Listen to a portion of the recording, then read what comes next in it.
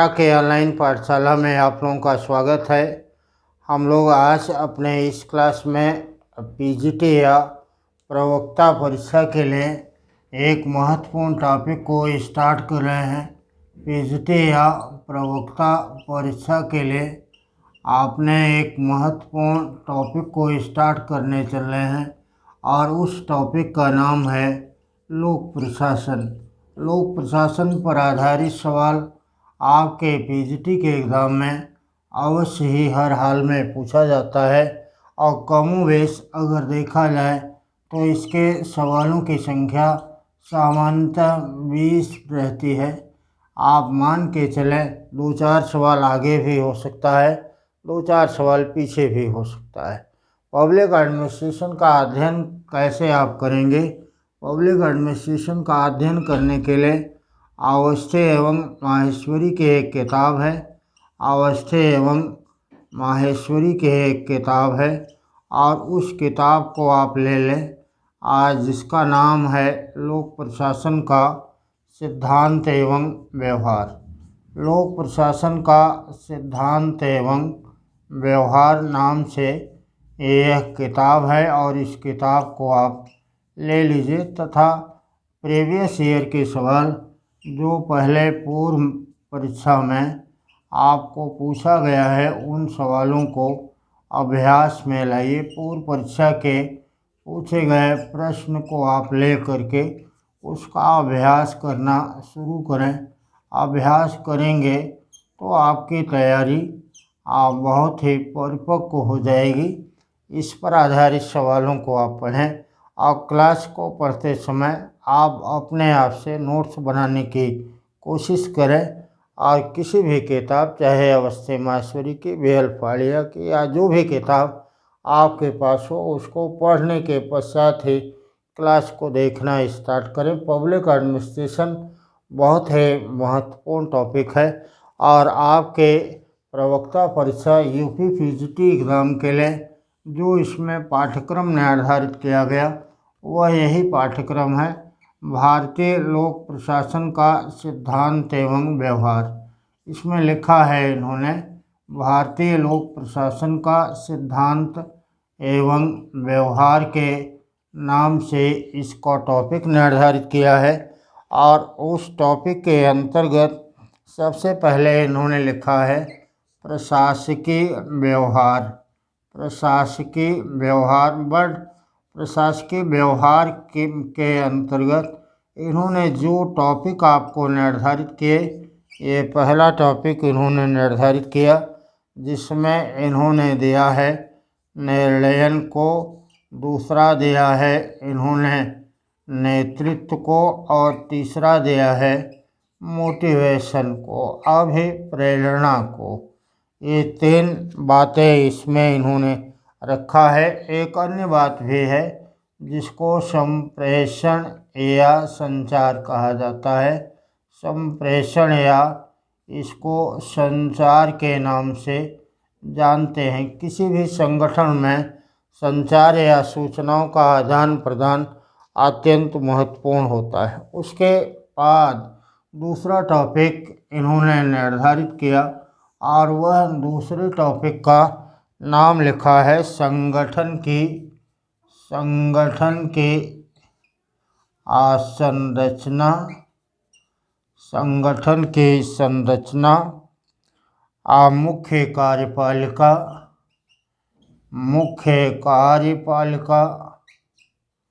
लिखा है इसमें, मुख्य कार्यपालिका। उसके बाद लाइन एवं स्टाफ, सूत्र एवं स्टाफ अभिकरण, सूत्र एवं स्टाफ अभिकरण। ये क्या होता है? किसको आप लाइन कहेंगे, किसको आप स्टाफ कहेंगे, इस पर आधारित सवाल आपको आता है। और इसके अलावा लिखा है सहायक अभिकरण। सहायक अभिकरण ये आपके एग्ज़ाम का दूसरा टॉपिक इन्होंने निर्धारित किया। और तीसरे टॉपिक के अंतर्गत इन्होंने बतलाया है, तीसरा टॉपिक बताया है इन्होंने विभाग निगम। विभाग, डिपार्टमेंट का और निगम का और उसके स्वतंत्रता का, और दिया है नियामकीय आयोग का दिया है। इसके अलावा आपका पाठ्यक्रम है नियामकीय आयोग का। अब नियामकीय आयोग का गठन कैसे है, इसकी भूमिका क्या है, इसका गठन सर्वप्रथम किस देश में किया गया, किस उद्देश्य के प्राप्ति के लिए किया गया है, इसमें इन बातों का आपको अध्ययन करना है। चौथा इसमें दिया है इन्होंने कार्मिक प्रशासन।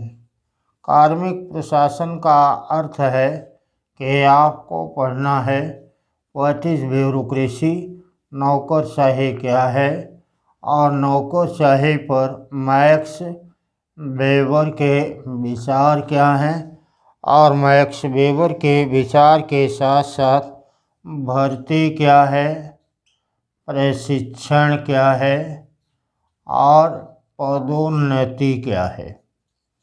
भर्ती, प्रशिक्षण एवं पदोन्नति, ये आपका कार्मिक प्रशासन निर्धारित है। उसके अलावा पांचवें में इन्होंने बताया प्रशासन की सच्चरित्रता। सच्चरित्रता के बारे में इनके द्वारा कहा गया है कि प्रशासन की सच्चरित्रता क्या होगी। इसके अलावा उत्तरदायित्व एवं नियंत्रण की बात की गई। उत्तरदायित्व क्या होता है और नियंत्रण क्या होता है।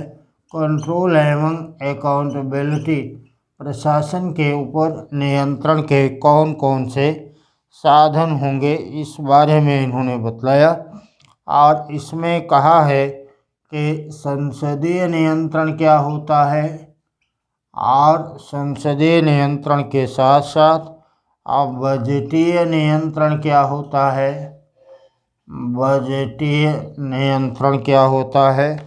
विधायी, कार्यपालिकी, न्यायिक नियंत्रण। इन्होंने बताया कि विधायी, कार्यपालिकी एवं न्यायिक नियंत्रण किसको कहते हैं, यह बात इसमें इन्होंने उल्लिखित किया। और अगला और लास्ट टॉपिक इन्होंने दिया है प्रशासकीय सुधार। प्रशासकीय सुधार की बात इन्होंने किया है। देखिए 5 टॉपिक हो गया और ये छठा टॉपिक है, और यह प्रशासकीय सुधार 7 टॉपिक आपके पब्लिक एडमिनिस्ट्रेशन के अंतर्गत निर्धारित किया गया है। लेकिन ये तो पाठ्यक्रम इन्होंने निर्धारित कर दिया।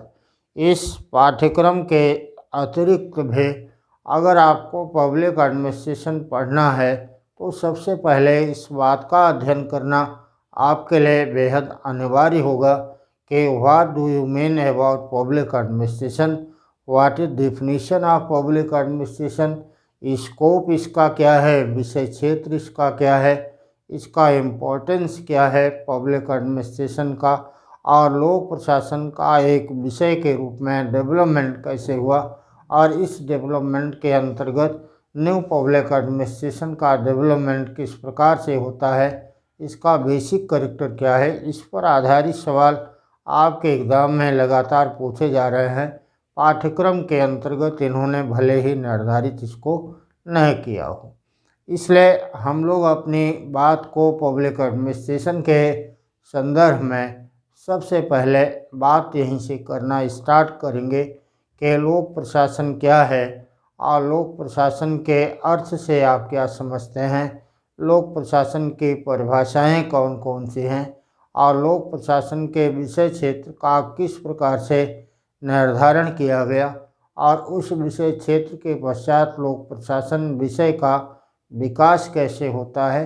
ये ऐसे बहुत महत्वपूर्ण बातें हैं जिनका आपको अध्ययन करना। इसके साथ साथ इस बात का भी आपको अध्ययन करना पड़ेगा कि अगर संगठन का हम अध्ययन कर रहे हैं, इन्होंने तो खाली लिख दिया कि संगठन का सेटअप क्या होगा, मुख्य कार्यपालक क्या होगा, लेकिन संगठन का अगर अध्ययन करना स्टार्ट कर रहे हैं तो आपको यह बात भी जानना बेहद आवश्यक है कि किसी भी संगठन की स्थापना के लिए किन किन तत्वों का होना आवश्यक होता है, संगठन के कितने प्रकार होते हैं, औपचारिक संगठन है, अनौपचारिक संगठन है, औपचारिक संगठन के अंतर्गत हम किन बातों को ध्यान में रखेंगे और अनौपचारिक संगठन में इसकी संरचना कैसे होती है, दोनों के गुण और दोष क्या क्या हैं। इसके साथ साथ हम लोगों को सबसे पहले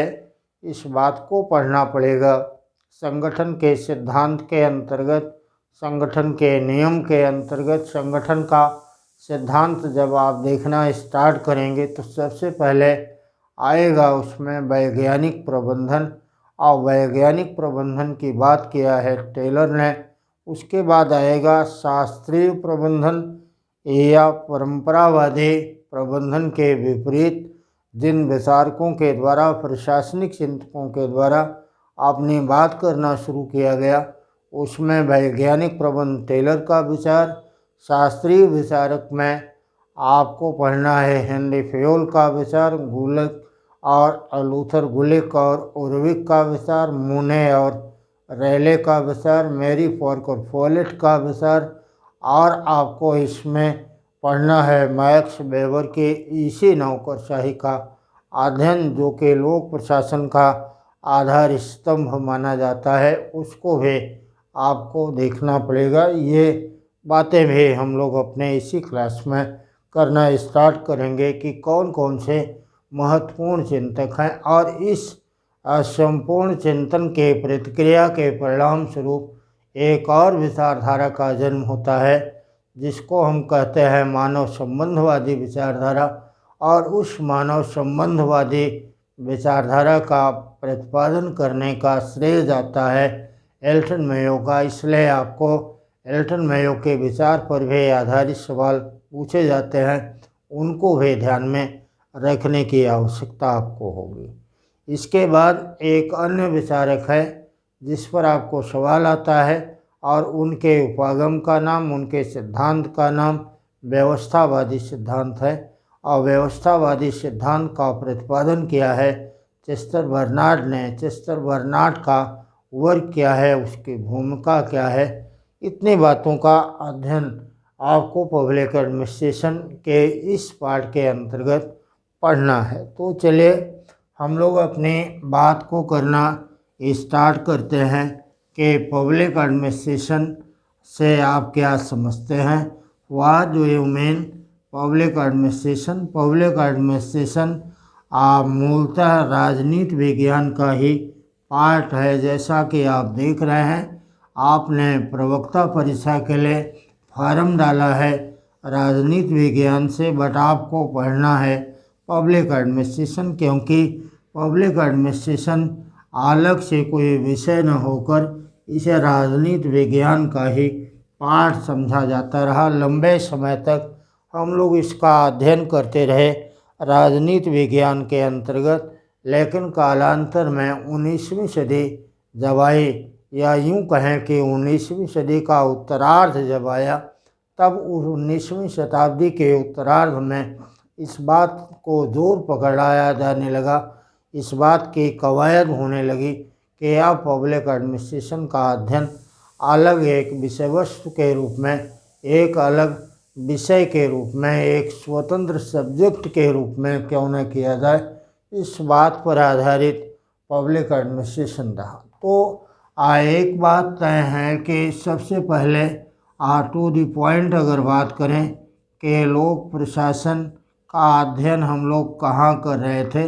लोक प्रशासन का अध्ययन अपने प्रारंभिक काल में हम लोग राजनीति विज्ञान के अंतर्गत करते थे, लेकिन राजनीति विज्ञान के अंतर्गत करने का आधार था कि राजनीति का मतलब होता है नीतियों को बनाने वाला विषय, नीतियों का निर्माण करना, विधायिका, कार्यपालिका, न्यायपालिका का अध्ययन करना, किस प्रकार से कानूनों का निर्माण होता है और किस प्रकार से उसका एग्जीक्यूशन होता है। हम लोग इसी बात का अध्ययन करते जा रहे थे। तो अनेक लोगों ने इस बात पर सवाल उठा दिया कि ऐसा करना तार्किक नहीं है, ऐसा करने से इसके दूसरे पार्ट की अवहेलना होती है, क्योंकि नीति का निर्माण करना जितना महत्वपूर्ण है उतना ही महत्वपूर्ण है उन नीतियों को लागू करने वाली संस्था को एक वैधानिक जामा पहनाने की और उस संस्था का अध्ययन अध्यापन भी प्रारंभ किया जाए, एक स्वतंत्र विषय वस्तु के रूप में इस बात की कवायद की जाने लगी। इसी बात को ध्यान में रखकर पब्लिक एडमिनिस्ट्रेशन एक नए विषय के रूप में जन्म लेता है। तो यह एक प्रकार से अगर कहा जाए तो यह भी सामाजिक विज्ञान है, लेकिन यह एक अभिनव सामाजिक विज्ञान के रूप में मान्यता प्राप्त है।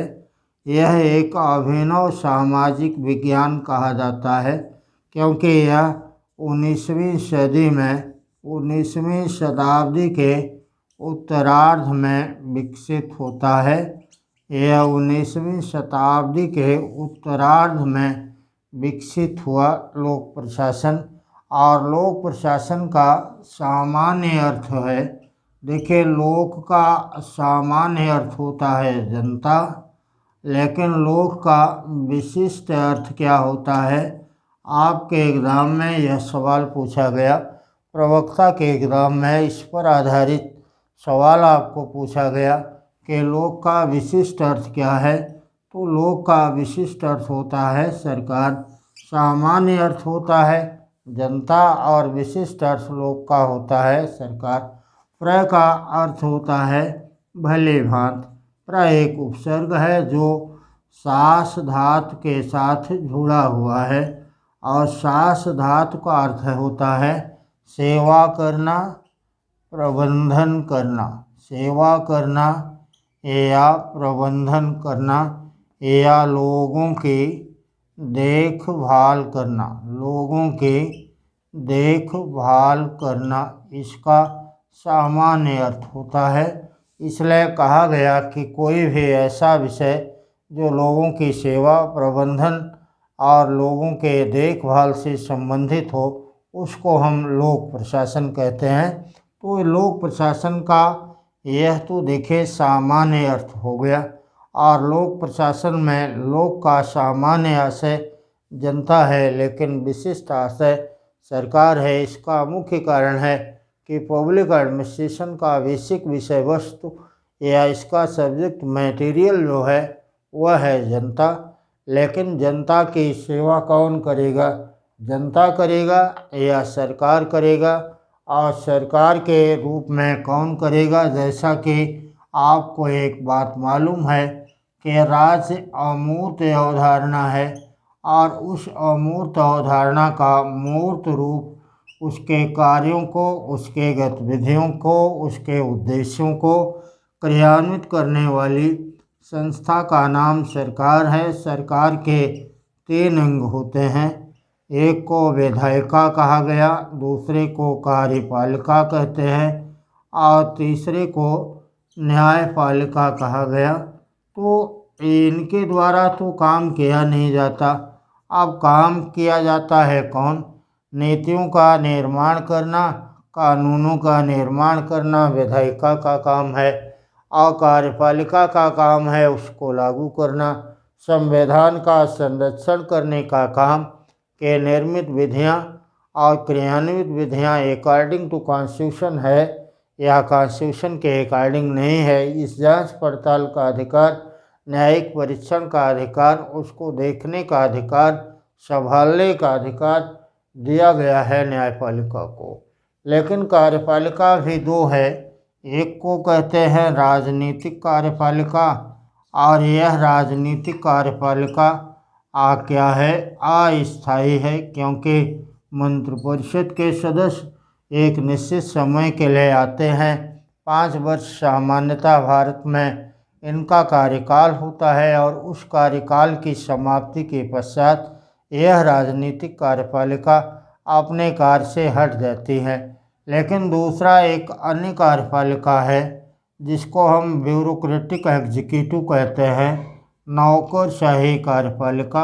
और नौकरशाही की कार्यपालिका क्या है, यह स्थायी होती है और इसी के द्वारा मूलतः निर्मित विधियों को क्रियान्वित करके असली जामा पहनाया जाता है। यह जनता तक इसके प्रभाव को बढ़ाया जाता है। जनता की सेवा करने के लिए सरकार के द्वारा जिन नियमों और कानूनों का निर्माण किया गया, राजनीतिक कार्यपालिका चूँकि अल्पज्ञ है, राजनीतिक कार्यपालिका सामान्यज्ञ है, उसका गठन राजनीतिक और चुनाव के आधार पर होता है। इसलिए उनको इस बात का बखूबी ज्ञान नहीं होता है कि किस प्रकार से इन नीतियों को व्यावहारिक दामा पहनाया जा सके। इस काम को करने के लिए नौकरशाही कार्यपालिका की आवश्यकता पड़ी। इसी के लिए नौकरशाही को हम स्थायी कार्यपालिका कहते हैं और पब्लिक एडमिनिस्ट्रेशन मूलतः इसी स्थायी कार्यपालिका का एक दूसरा नाम है, जिसको हम लोग पब्लिक एडमिनिस्ट्रेशन की भाषा में ब्यूरोक्रेटिक स्टडी के रूप में जानते हैं। तो ये तो देखिए सामान्य बात थी, आपने इस बात को पढ़ा। अब यहाँ पर आपको यह समझना है कि आखिर लोक प्रशासन के उद्भव और विकास का आयाम क्या रहा। लोक प्रशासन का उद्भव और विकास कैसे होता है। लोक प्रशासन का उद्भव और विकास जैसा कि आपने देखा 19वीं शताब्दी के उत्तरार्ध में इसका विकास होता है अमेरिका में। और लोक प्रशासन के पिता का नाम है क्या? लोक प्रशासन के पिता का नाम है प्रोफेसर वुडरो विल्सन। इसके पिता का नाम क्या है? आपको आएगा, क्या लगाएंगे? Professor Woodrow Wilson. आपको आ गया कि लोक प्रशासन का जन्मदाता कौन है या लोक प्रशासन का जन्म किस देश में हुआ, तो आपको बताना है कि इसका जन्म होता है अमेरिका में और इसके जन्मदाता का नाम है professor Woodrow Wilson. Professor Woodrow Wilson new Jersey के ये गवर्नर रहे। वहाँ का यह एक प्रांत है, न्यू जर्सी के ये गवर्नर रहे और इसके साथ साथ ये अमेरिका के राष्ट्रपति भी थे। लेकिन इससे भी ज़्यादा महत्वपूर्ण बात है कि ये अमेरिका में प्रिंसटन विश्वविद्यालय में राजनीति विज्ञान के ये राजनीति विज्ञान के विभागाध्यक्ष थे। राजनीति विज्ञान के विभागाध्यक्ष थे। ये राजनीति विज्ञान के विभागाध्यक्ष बनाए गए थे, विभागाध्यक्ष थे। उन्होंने ही एक पॉलिटिकल साइंस क्वार्टरली नामक पॉलिटिकल साइंस क्वार्टरली नामक एक पत्रिका छपती थी। इसी में एक निबंध लिखा, द स्टडी ऑफ एडमिनिस्ट्रेशन। आपको यह आएगा, द स्टडी ऑफ एडमिनिस्ट्रेशन का लेखक कौन है? द स्टडी ऑफ एडमिनिस्ट्रेशन का लेखक कौन है? तो आपको लगाना है प्रोफेसर वुडरो विल्सन। और इस स्टडी ऑफ एडमिनिस्ट्रेशन नामक निबंध के अंतर्गत प्रोफेसर वुडरो विल्सन के द्वारा कहा गया, प्रोफेसर वुडरो विल्सन ने इस बात को कहा कि राजनीति का काम है, राजनीति का कार्य है, राजनीति का कार्य है नीति का निर्माण करना और प्रशासन का कार्य है, और प्रशासन का कार्य है, प्रशासन का कार्य है उस निर्मित नीति को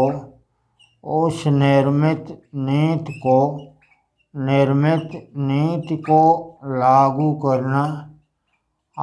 इसलिए अगर निर्मित नीति को लागू करना प्रशासन का कार्य है, तो इन्होंने इस बात पर बल दिया कि राजनीति और प्रशासन का द्वै विभाजन होना आवश्यक है। जितना महत्वपूर्ण है राजनीति विज्ञान, नीतियों के निर्माण के कारण उतना ही महत्वपूर्ण है लोक प्रशासन, क्योंकि वह निर्मित नीतियों को लागू करने का कार्य करता है। तो परिणाम इसका ये हुआ कि अपने इसी कथन के माध्यम से इनको लोक प्रशासन का पिता या जन्मदाता कहा। 1900 ईस्वी में इस दिशा में महत्वपूर्ण कार्य किया था। एक अन्य विचारक थे जिनको कहते हैं फ्रैंक गुडनाउ। इन्होंने इस बात पर बल दिया कि राजनीति से अलग हटकर लोक प्रशासन का अध्ययन अध्यापन किया जाना चाहिए। लोक प्रशासन का अलग से अध्ययन एवं अध्यापन किया जाए, जबकि इसके पहले ऐसा नहीं था कि लोक प्रशासन का अध्ययन अध्यापन नहीं हो रहा था। अध्ययन अध्यापन किया जा रहा था, लेकिन अध्ययन अध्यापन के का आधार बना हुआ था कि जो नीतियों का निर्माण करता है, अगर उसी के मातहत अधिकारियों के द्वारा उन नीतियों को लागू करने का प्रयास किया जाता है तो नीतियों को लागू करने में किसी प्रकार की कोई अड़चन या बाधा नहीं आएगी, क्योंकि उन्होंने ही नीति का निर्माण किया और उन्होंने ही उसको लागू भी कर दिया। परंतु थोड़े समय के पश्चात इसका एक दुष्परिणाम भी दिखलाई पड़ने लगा। जब नीति के निर्माण और उसके एग्जीक्यूशन का सारा पावर एक जगह केंद्रीकृत हो गया, तब भ्रष्टाचार की संभावना बनी। और इसी भ्रष्टाचार को अगर हम देखते हैं तो अमेरिका में भी हुआ, और अमेरिकन राष्ट्रपति गारफील्ड की हत्या इसी बात को लेकर कर दी गई कि नौकरशाही की भर्ती में पक्षपात हो रहा था। जो राजनीति नीति का निर्माण करने वाला सरकार के रूप में था, वह अपनी इच्छा अनुसार किसी को भी नौकरशाही में भर्ती करने के कारण योग्यताओं का परित्याग किया जाने लगा, योग्यताओं को इग्नोर किया जाने लगा। और इसी अयोग्यता के इग्नोरेंस से हतोत्साहित होकर एक अमेरिकन नवयुवक ने जब अमेरिकन राष्ट्रपति गारफील्ड की हत्या कर डाली, तब इस बात की कवायद स्टार्ट हो गई। इस बात पर बहस छिड़ गई कि क्यों न राजनीति विज्ञान को लोक प्रशासन से पृथक करके प्रशासनिक भर्ती नौकरशाही की भर्ती में योग्यता और निष्पक्षता को आधार बनाया जाए। अंततः इसी बात को ध्यान में रखकर अमेरिका में एक अधिनियम भी पारित किया गया, जिसको पेंडल्टन अधिनियम के नाम से जाना जाता है। तो यहाँ पर यह स्टार्ट हुआ, और इसी सब पूरी प्रक्रिया को देखकर प्रोफेसर वाल्डो के द्वारा इस बात को कहा गया, आपको अगर सवाल आता है तो आपको लगाना है। प्रोफेसर वाल्डो ने ही कहा था कि वुडरो विल्सन लोक प्रशासन के पिता हैं। वुडरो विल्सन कौन है? इनको कहा कि ये लोक प्रशासन के पिता हैं, जबकि फ्रैंक गुडनाउ को इनके द्वारा अमेरिकन लोक प्रशासन का पिता बतलाया गया। कहा गया कि ये अमेरिकन लोक प्रशासन के पिता हैं। इसलिए आपको दो सवाल बनता है, आपको आएगा कि अमेरिकन लोक प्रशासन का पिता कौन है, तो आपको लगाना है प्रोफेसर वुडरो विल्सन। लेकिन अगर आपको आएगा कि लोक प्रशासन का पिता कौन है, तो आपको लगाना है प्रोफेसर वुडरो विल्सन। फ्रैंक गुडनाउ को अमेरिकन लोक प्रशासन का पिता और वुडरो विल्सन को लोक प्रशासन का पिता किसने कहा है?